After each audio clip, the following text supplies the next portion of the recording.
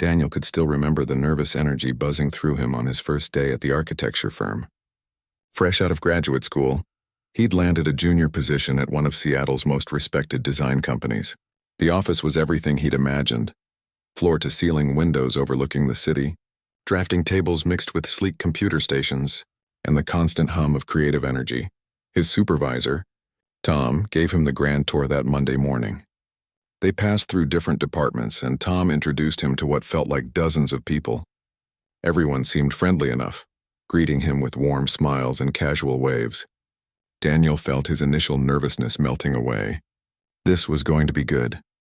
Then they reached the project management section, and Tom's voice dropped slightly. "And that's Victoria Chen," he said, nodding toward a woman working intently at her desk near the window. She was dressed impeccably in a charcoal blazer, her dark hair pulled back in a neat bun. Her fingers moved rapidly across her keyboard, and she didn't look up, even though Tom had said her name loudly enough to hear. Daniel waited for Tom to go over and introduce them properly, but instead his supervisor just kept walking. "She's our senior project manager," Tom explained as they moved away. "Brilliant at what she does. Been here about 3 years, well, you'll see." That cryptic comment stuck with Daniel throughout the rest of his tour. When lunchtime rolled around, he joined a group of colleagues at a nearby sandwich shop. The conversation flowed easily, and Daniel was starting to feel like he might actually fit in here. That's when he noticed Victoria wasn't with them. "Does Victoria not eat lunch?" he asked, trying to sound casual. The table went quiet for a moment. Then Amy, one of the designers, laughed softly. "Oh, she eats. Just never with us. She takes lunch at her desk. Every single day. We've invited her probably 100 times over the years," added Kevin, another architect. "She always has the same excuse. Too busy, deadlines, you know." Eventually, we just stopped asking. "She's not mean or anything," Amy quickly clarified, as if worried Daniel might get the wrong impression. "She's just distant, like really distant. Professional to a fault. You'll work with her and she's excellent at her job, but don't expect to learn anything personal about her. We don't even know if she has family or friends or what she does on weekends." Daniel found that hard to believe. How could someone work at the same place for 3 years and remain such a mystery? But as the days went by, he began to understand what they meant. His first real interaction with Victoria came 3 days later. He was in the break room making his 3rd cup of coffee of the day when she walked in. This was his chance, he thought. Just a normal, friendly conversation. "Hey," he said, smiling broadly. "I'm Daniel. Started this week. Don't think we've officially met." She glanced at him briefly, her expression neutral. "Victoria," she said simply, moving past him to the coffee maker. "So, how long have you been with the firm?"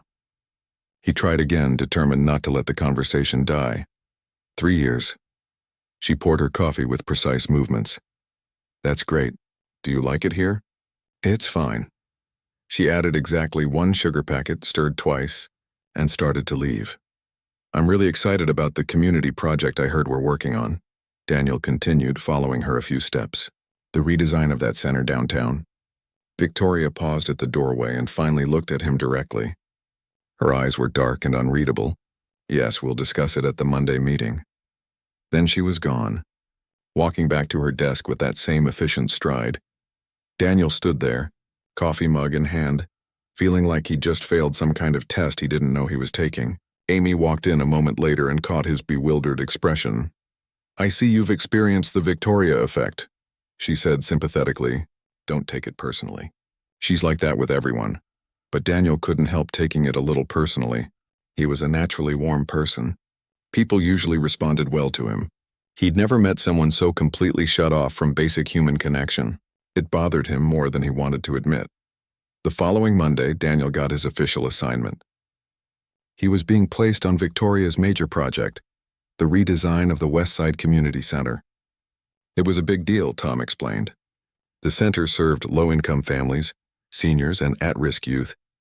The redesign needed to modernize the space while respecting its purpose and the people it served. "Victoria's leading this one," Tom said, "and she specifically requested someone fresh to bring new ideas. That's you. It's a great opportunity." Daniel wasn't sure whether to feel honored or terrified. Working closely with the Ice Queen, that's what some of the younger architects called her behind her back. For months on his first major project, It could make or break his start here. The first project meeting happened that afternoon. Victoria had a conference room booked, and when Daniel arrived with his portfolio of initial sketches and ideas, she was already there, setting up her laptop. The presentation on screen showed detailed timelines, budget breakdowns, and existing floor plans of the community center. "Sit," she said without preamble. "We have a lot to cover." For the next 90 minutes, Victoria walked him through every aspect of the project. She was thorough, Daniel had to give her that. She knew the building's history, the community's needs, the budget constraints, and the regulatory requirements. Her passion for the work was evident, even if her delivery was completely clinical. When it was Daniel's turn to present his initial design concepts, he felt the weight of her gaze on him. He'd worked hard on these sketches, staying late the previous 2 nights to get them just right. He thought they were pretty good. Victoria thought otherwise. "The entrance redesign doesn't account for wheelchair accessibility adequately," she said, pointing at his drawing. "This open concept for the youth area removes too many walls. The noise will bleed into the senior activity space. And this?" She tapped another sketch. "This is architecturally interesting but completely impractical for their maintenance budget." Daniel felt his face getting hot. She wasn't wrong on any point, but her delivery was so cold, so matter-of-fact. There wasn't a single word of encouragement for what he'd gotten right. "The material choices here show you didn't research cost-effective options for high-traffic areas," she continued. "And you've ignored the kitchen renovation entirely, which is a critical component." By the time she finished, Daniel's carefully prepared presentation felt like it had been put through a shredder. She assigned him a list of revisions and told him to have them ready by Friday. Then she packed up her laptop and left, offering no words of comfort or acknowledgement that he was, after all, new to this. Daniel sat alone in the conference room for a few minutes after she left, staring at his torn-apart designs. He'd known this job would be challenging, but he hadn't expected to feel quite this deflated quite this quickly. That evening, he stayed late at the office, already working on the revisions. The building was quiet, most people having gone home. As he worked, he could see Victoria's office light still on down the hall. Of course she was still here. He wondered if the woman ever actually went home. Around 8 o'clock, he needed to use the printer near her office. As he walked past her open door, he couldn't help glancing in. Victoria was on the phone, speaking in what sounded like Mandarin. Her voice was different, softer, warmer. She was even smiling slightly. When she noticed him passing by, the smile vanished instantly and she turned her chair away, her voice becoming quieter. Daniel collected his prints and walked back to his desk, that image stuck in his mind. There had been something almost vulnerable in that brief moment before she'd noticed him, like catching a glimpse of a completely different person hiding underneath that professional armor. Over the next 2 weeks, Daniel threw himself into the revisions. He researched, consulted with contractors, visited the community center twice to understand the space better, and redesigned his concepts from the ground up. When he presented them to Victoria the second time, he was ready for her criticism, but something strange happened. She looked through his new designs carefully, nodding occasionally. "Better," she finally said. "Much better. You actually listened to the feedback." It wasn't exactly high praise, but coming from Victoria, it felt like winning an award. Daniel couldn't help smiling. "The accessibility features are well thought out now," she continued, "and these material choices are smart. You'll still need to adjust the budget allocation, but this is solid work." As she handed back his portfolio, their fingers brushed briefly.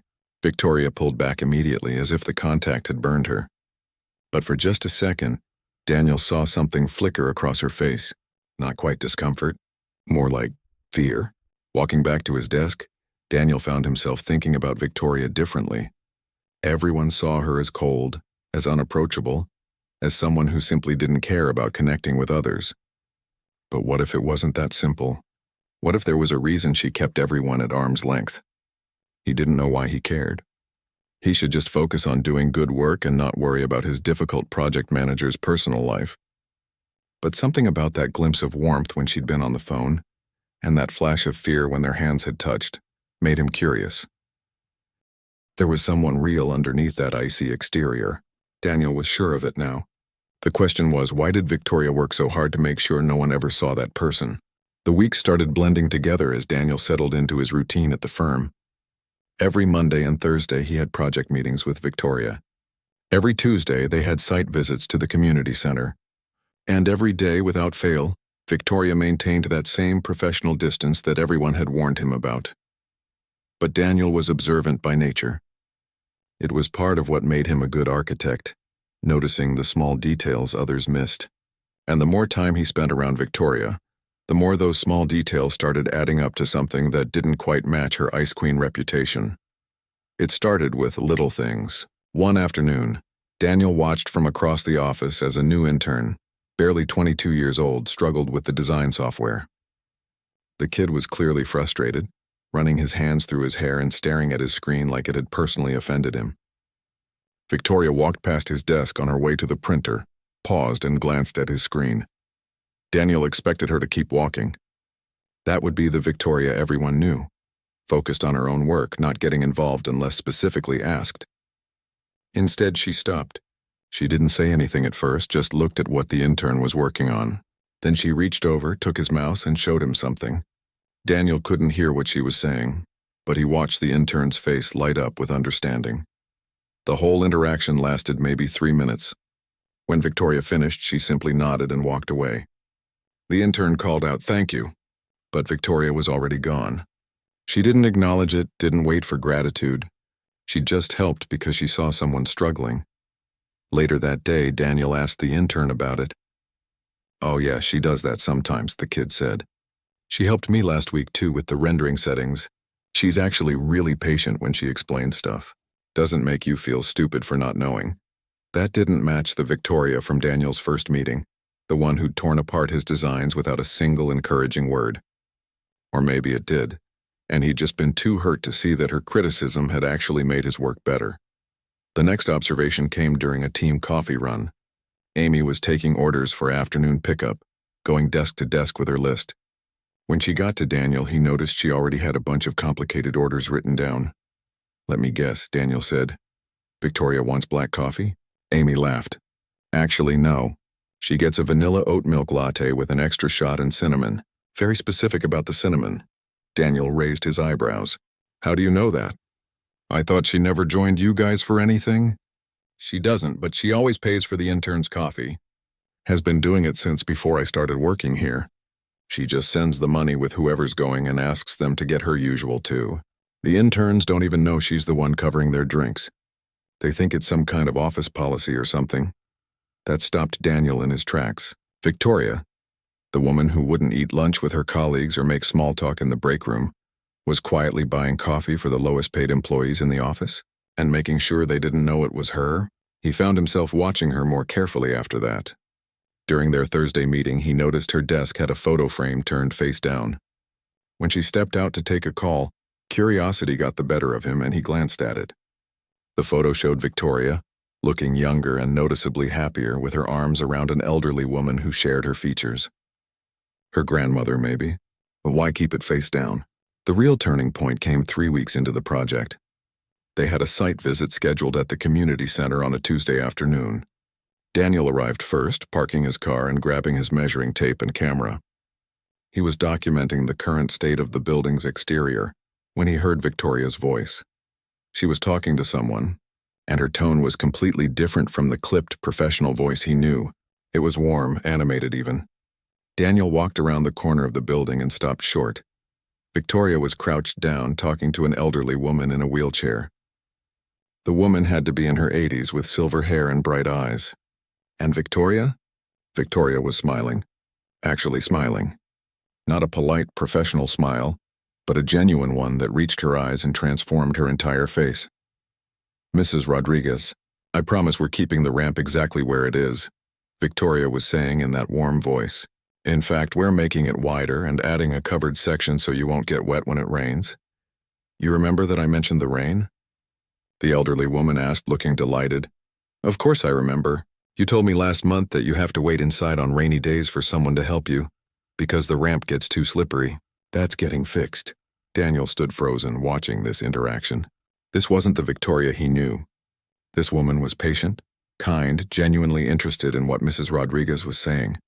She listened carefully as the elderly woman explained her concerns about the noise from the youth center affecting the senior activities.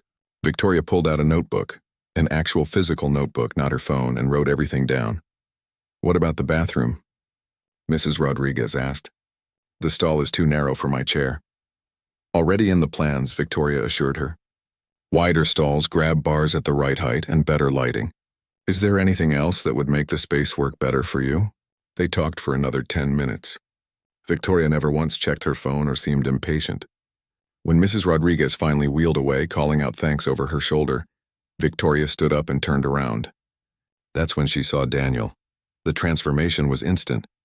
Her smile vanished. Her shoulders straightened. That wall came up so fast it was almost physical. She walked toward him, her face completely neutral again. "You're early," she said. "All business. So are you," Daniel replied. He wanted to ask about what he'd just witnessed, but something in her expression warned him not to. "Should we start with the east side measurements?" They worked in silence for a while, but Daniel couldn't stop thinking about what he'd seen. That warm, caring person talking to Mrs. Rodriguez, that was real. Which meant the cold, distant Victoria was, what, a choice? A defense mechanism? Over the following weeks, Daniel made a decision. He started looking for opportunities to show Victoria the same kind of quiet kindness she showed others when she thought no one was watching. He remembered how she took her coffee and started bringing her one when he made his own afternoon run. The first time he set it on her desk, she looked up, startled. "You didn't have to do that," she said. "I know. I was making one anyway." He shrugged and walked away before she could protest. The next time they worked late, he ordered dinner for both of them. When she started to object, he just said, "You can get it next time," and unpacked the food. There was no next time. Victoria never reciprocated. But she ate the food, and Daniel noticed she seemed slightly less tense that evening. He started staying late on the nights he noticed her office light still on. Not because he was trying to force interaction, but just so she wasn't alone in the empty office. Sometimes they worked in silence. Sometimes he'd ask her opinion on something he was designing. She always had good insights, and slowly, very slowly, her answers started getting longer, less clipped, almost conversational. One evening, about 2 months into the project, Daniel was struggling with a particularly tricky design problem. The community center's budget couldn't support what the building actually needed. He'd been staring at the same plans for 2 hours and his brain felt like mush. He walked to Victoria's office without really thinking about it. She was there, as always, working on her laptop. "Can I ask you something?" he said from the doorway. She looked up, and for once she didn't seem annoyed by the interruption. "About the project?" "Yeah, the structural support for the new roof addition. We need it, but we can't afford it with the current budget. I've run the numbers a dozen different ways." Victoria closed her laptop. "Show me what you have." They spent the next hour going through the plans together. Victoria didn't just point out problems, she helped him problem solve. She suggested alternative materials he hadn't considered, showed him where they could cut costs in one area to fund another, and shared tricks she'd learned from previous projects. At some point, Daniel realized they were both leaning over the same set of plans, their shoulders almost touching. Victoria didn't pull away. She was too focused on the work, explaining how they could phase the construction differently to spread costs across multiple budget cycles. "That could actually work," Daniel said, feeling a surge of relief. "That's brilliant," Victoria shrugged, but Daniel caught the smallest hint of a smile at the corner of her mouth. "It's just problem solving." "No, it's more than that. You really care about this project, about making sure it's done right for the people who use the center." Something flickered in her eyes. For a moment, Daniel thought she might actually open up, but then she stood, creating distance between them again. "It's my job to care about the project. Is that why you spent 30 minutes talking to Mrs. Rodriguez?" "Because it's your job?" Victoria froze. When she looked at him, her expression was guarded. "You saw that?" "I did, and I've noticed other things too, like how you help the interns, and buy them coffee, and stay late to make sure things are perfect. Not for your reputation, but because you actually care about doing good work that helps people." "I don't know what you're talking about." But her voice was quieter, less certain. "Yes, you do. And I'm not trying to make you uncomfortable. I just want you to know that I see it. The real you, and I think that person is pretty great, even if you work really hard to make sure no one else notices." Victoria was quiet for a long moment. Then she said very softly, "I should get back to work." Daniel nodded and left, but something had shifted. He'd named what he'd been observing, and she hadn't completely shut him down. It was progress, even if it was tiny. A week later, during one of their site visits, Mrs. Rodriguez was there again. She waved when she saw them, and Victoria's whole demeanor changed, just like before. But this time she didn't immediately hide it when she saw Daniel watching. She introduced him properly to Mrs. Rodriguez, and the three of them talked about the renovation plans. Walking back to their cars afterward, Victoria was quiet. Then, completely unexpectedly, she spoke. "My grandmother used the community center," she said, not looking at him, before she passed. She loved the exercise classes and the social events. Toward the end, when she needed a wheelchair, the building wasn't very accessible. She stopped going because it was too difficult. Daniel didn't say anything. He just listened. "Mrs. Rodriguez reminds me of her," Victoria continued. "I want this renovation to be something my grandmother would have loved. A place where people like her feel welcomed and cared for. That's why you remember every detail people tell you," Daniel said quietly. "Why you fight for things like the covered ramp and the wider bathroom stalls." Victoria finally looked at him, and her eyes held something he hadn't seen before. Vulnerability. "Is that so wrong?" "No," Daniel said firmly. "It's not wrong at all. It's actually the best reason I can think of for doing this work." She didn't smile, but something in her expression softened just a fraction. They stood there in the parking lot, the afternoon sun warm on their faces, and for the first time since Daniel had met her, Victoria didn't rush away. She just stood there with him, and it felt like maybe, just maybe, one of those walls had developed a small crack.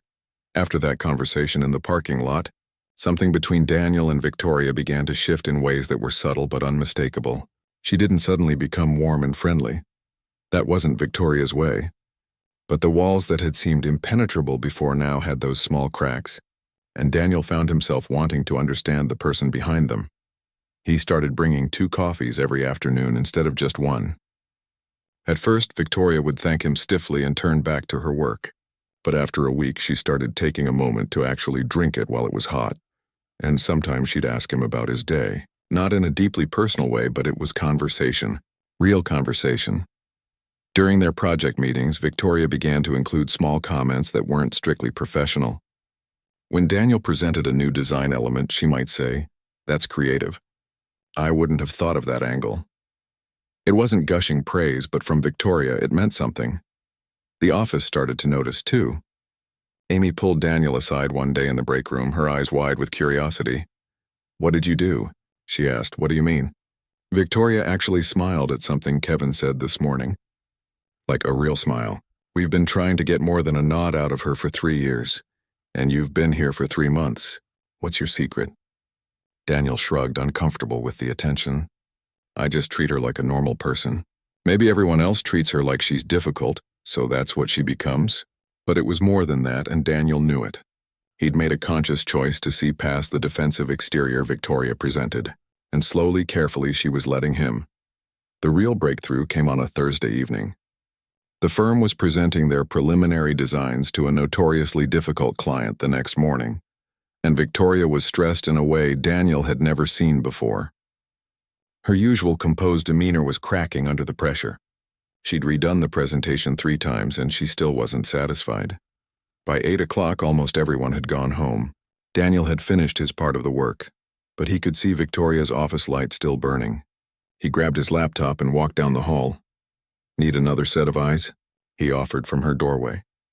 Victoria looked up, and he could see the exhaustion in her face. "I can't get the budget breakdown to make sense for slide 12. The numbers are right, but the visualization is confusing." "Let me see." They worked together for the next hour, Daniel offering suggestions and Victoria slowly, reluctantly accepting help. When they finally got the presentation into shape, Victoria leaned back in her chair and closed her eyes for a moment. "Thank you," she said quietly. "I know I'm being ridiculous about this. It's just, Harrison is a tough client, and if we mess this up, we won't mess it up. The work is solid. You made sure of that." "I always make sure," she said, and there was something bitter in her tone. "That's what I do. Work until it's perfect, because perfect is safe." Daniel heard the story behind those words, even if she hadn't told it yet. "You want to get some air?" There's a terrace on the 5th floor. Hardly anyone knows about it. Victoria hesitated, and Daniel could see her weighing whether to maintain her boundaries or accept the olive branch. Finally, she nodded. The terrace was small, just a concrete platform with a few neglected plants in pots. But it overlooked the city lights, and the cool evening air felt good after hours in the office. They stood at the railing, not talking at first, just breathing. "Why do you do this?" Victoria asked suddenly. "Do what?" "Try so hard with me. Everyone else gave up years ago. It would be easier for you to just keep it professional and ignore the fact that I'm difficult." "You're not difficult," Daniel said. "You're careful." "There's a difference." Victoria laughed, but it was a sad sound. "Careful. That's a nice way to put it." They were quiet again. Daniel didn't push. He'd learned that Victoria shared things in her own time on her own terms. Pushing just made her retreat further. "I wasn't always like this," she said finally, her voice so soft he almost didn't hear it. 4 years ago I was different. I was the person who organized the office parties. I made friends easily. I trusted people." She paused, gripping the railing. "I was engaged." Daniel didn't say anything. He just waited. His name was Ryan. We worked together at a smaller firm. Everyone loved us together, the golden couple. I was so happy, so stupidly happy. We were planning this big wedding, and I was excited about everything. The dress, the venue, building our life together. I thought I knew him. Victoria's voice had gone flat, like she was reciting facts instead of telling her own story. It was the only way she could get through it, Daniel realized. My best friend worked there too, Lisa. We'd known each other since college. She was going to be my maid of honor. Victoria took a shaky breath. I came back early from a business trip. Wanted to surprise Ryan. I went to his apartment using the key he'd given me. They were there, together, in our bed. "Victoria," Daniel started, but she shook her head. The worst part wasn't even finding them. It was later when I learned it had been going on for months. Everyone at the office knew or suspected. They'd been making a fool of me, and people I considered friends just let it happen. They felt awkward about it, so they said nothing. "That's not your fault," Daniel said firmly. "I know that now. But at the time, I felt like an idiot. When I went to work the next day, because I didn't know what else to do, I could feel everyone looking at me, whispering, pitying me. It was unbearable."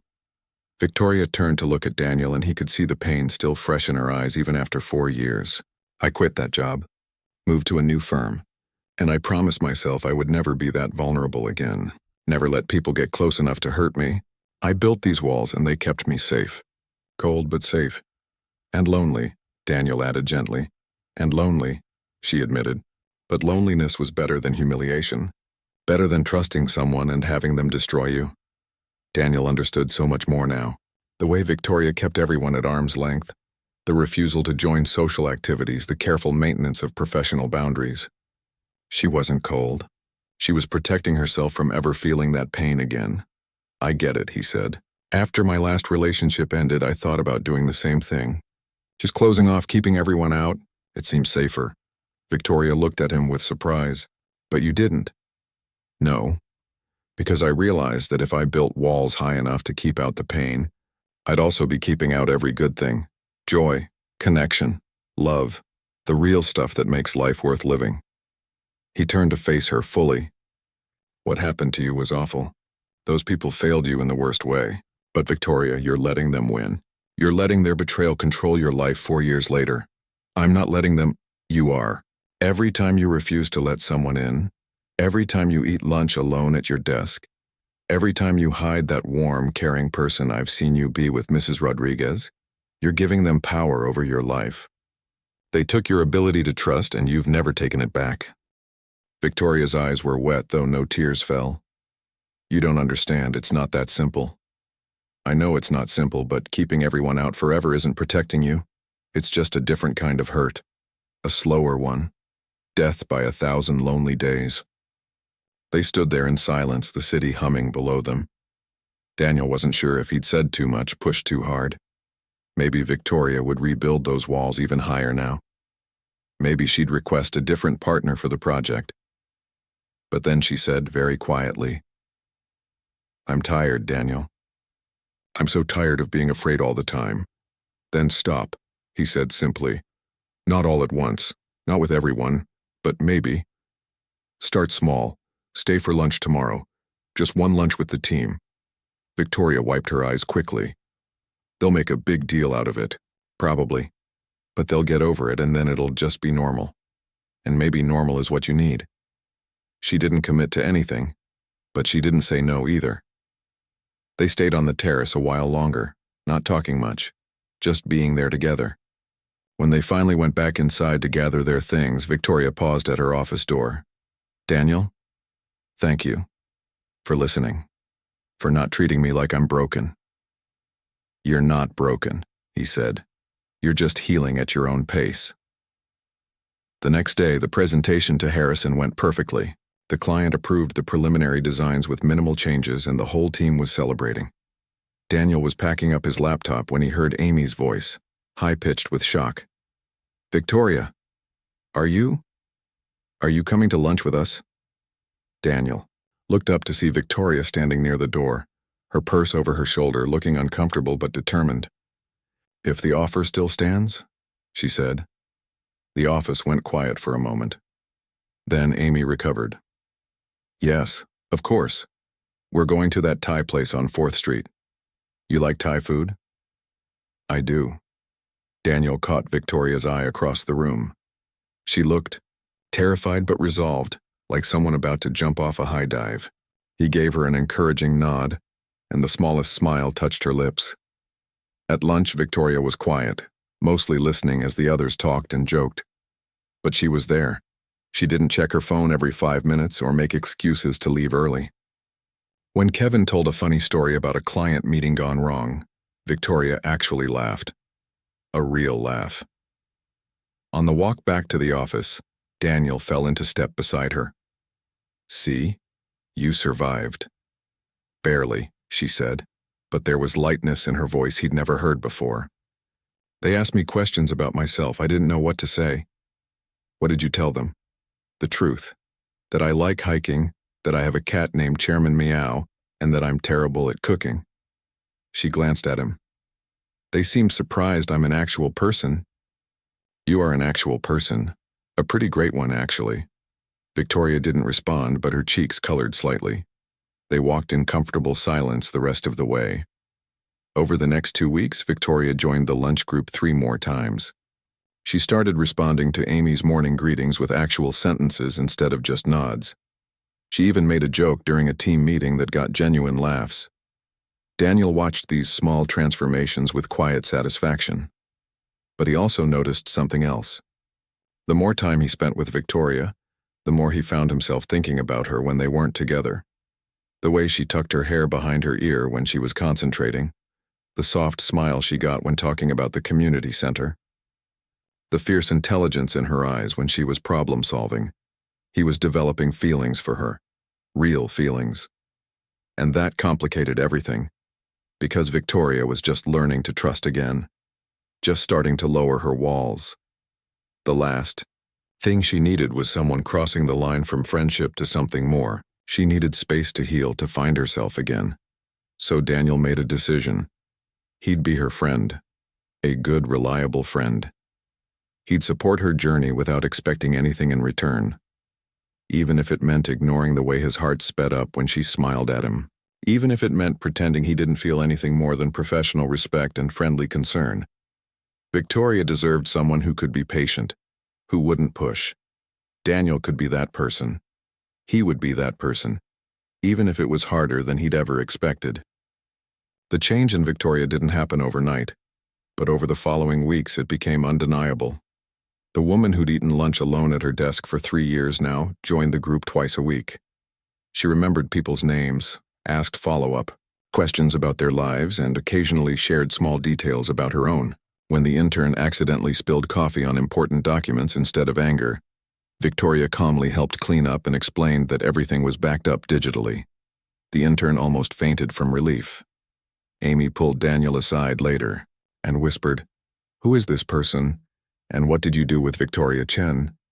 But Daniel noticed that Victoria's transformation wasn't just about work. She'd started wearing her hair down sometimes instead of always in that tight bun. She smiled more easily. There was a lightness to her that hadn't been there before. like someone slowly remembering how to be happy. And if Daniel's heart ached every time he saw that smile, well, that was his problem to handle. He'd made his choice. Friendship. Nothing more. Their coffee runs had become a daily ritual. Every afternoon around 3, Daniel would make 2 lattes and they'd take a 15-minute break together. Sometimes they talked about the project, sometimes about nothing important. Once Victoria told him about Chairman Meow's hatred of the vacuum cleaner, and Daniel laughed so hard he nearly spilled his coffee. "You should see him," Victoria said, her eyes bright with amusement. "He attacks it like it's a mortal enemy. I've tried everything, but he's determined to protect me from the evil machine. Sounds like a good cat." "He is. He's been my only real companion for the past 4 years." She said it matter-of-factly, but Daniel heard the loneliness in those words. "Well, he's got competition now," Daniel said lightly. "Pretty sure we're friends at this point." Victoria looked at him, something soft in her expression. "Yeah, I think we are." That should have been enough for Daniel. It should have been satisfying. To know he'd helped her find her way back to connection, to trust. But late at night, lying in bed, he couldn't stop thinking about the way her laugh sounded or how her eyes lit up when she talked about design solutions, or the kindness she showed when she thought no one was watching. He was falling for her. Maybe he'd already fallen, and there wasn't a damn thing he could do about it. One Thursday evening they were working late again, a pattern that had become comfortable for both of them. The office was quiet, just the two of them and the cleaning crew on a different floor. Victoria was explaining something about load-bearing walls when her phone rang. She glanced at the screen and her entire body went rigid.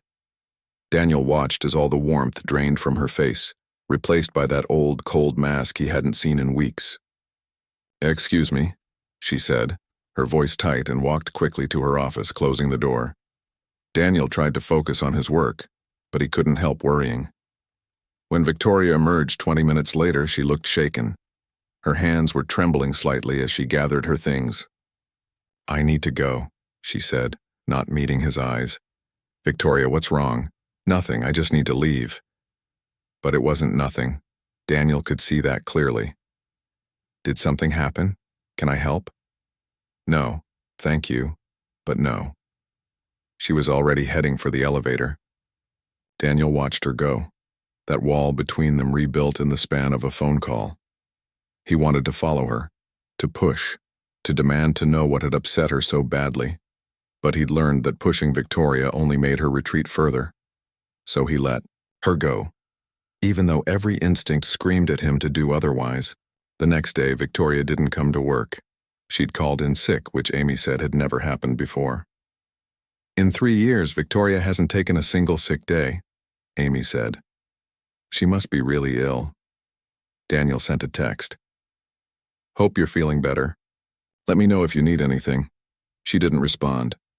By Monday, Victoria was back, but the woman who walked into the office was the old Victoria. Cold, distant, professional. She nodded at people's greetings but didn't stop to chat. She ate lunch at her desk. During their project meeting, she was all business, no warmth. Daniel felt like he'd lost something precious and he didn't even know what had happened. After the meeting, he caught her before she could disappear into her office. "Victoria, talk to me. What happened?" "Nothing happened. I'm fine. You're not fine. You're doing that thing again where you shut everyone out." Her eyes flashed with something, anger, maybe, or fear. "Maybe I was wrong to stop.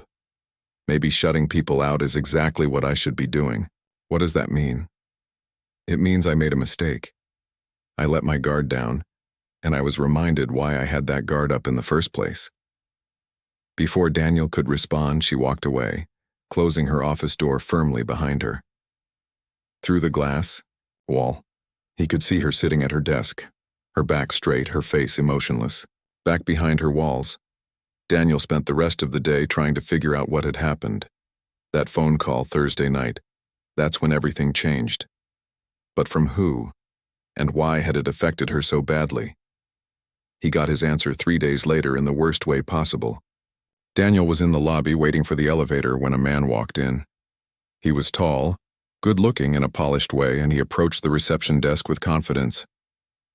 I'm here to see Victoria Chen, he said. Tell her Ryan is here. Daniel felt his stomach drop. Ryan, the ex-fiancé. The one who'd cheated on her and destroyed her ability to trust. The receptionist made the call, and a few minutes later, Victoria emerged from the elevator.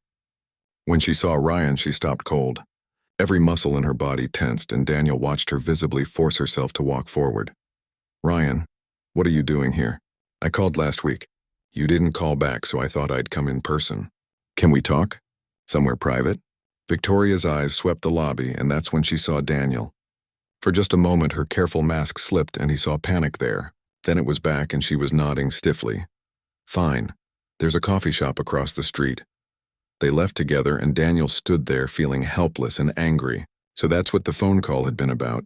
Ryan trying to worm his way back into her life. And now Victoria was rebuilding all those walls, trying to protect herself from being hurt again. Daniel made a decision. He left the building and went to the coffee shop across the street. He wasn't going to spy on their conversation, but he wasn't going to leave her to face this alone either. He got a coffee and sat at a table where he could see them, but they couldn't see him. Ryan was doing most of the talking, leaning forward earnestly. Victoria sat rigid, her arms crossed. Whatever he was saying, she wasn't buying it. Good, Daniel thought. Don't let him manipulate you. But then Ryan reached across the table and tried to take her hand. Victoria jerked back like she'd been burned. She stood up abruptly and left, walking quickly. Ryan sat there for a moment, then followed her out. Daniel waited a few seconds, then did the same. He caught up to Victoria half a block away. She was walking fast, her breath coming quick. Victoria. She spun around, and when she saw him, something in her expression crumbled. Were you following me? I was making sure you were okay. That guy hurt you once. I wasn't going to let him corner you without backup. I don't need backup. I don't need anyone. Yes, you do. Everyone needs someone. No, Victoria said, her voice rising. Everyone needs no one. That's what I learned. The moment you need someone, the moment you trust them, they can destroy you. And I won't go through that again. Victoria, I'm not Ryan. I know that. But don't you see? It doesn't matter. Because feelings, trust, caring, it all leads to the same place. Someone leaves. Someone betrays you. Someone breaks your heart. I was starting to forget that, and then he called, and it all came back. The humiliation, the pain. How stupid I was to think I knew him. To think we were building something real. She was crying now, tears streaming down her face, and Daniel wanted nothing more than to pull her into his arms, but he kept his distance, letting her have her space. What did he want? Daniel asked quietly. Closure. That's what he said. He wanted to explain, to apologize, to make amends. Like that fixes anything. Like saying sorry erases 4 years of me being unable to trust anyone. What did you tell him? I told him I didn't need his closure. I told him I'd moved on. And then I left. Good, that's good, Victoria. She wiped her eyes angrily. Is it because I don't feel good? I feel angry and scared and like I'm right back where I was 4 years ago.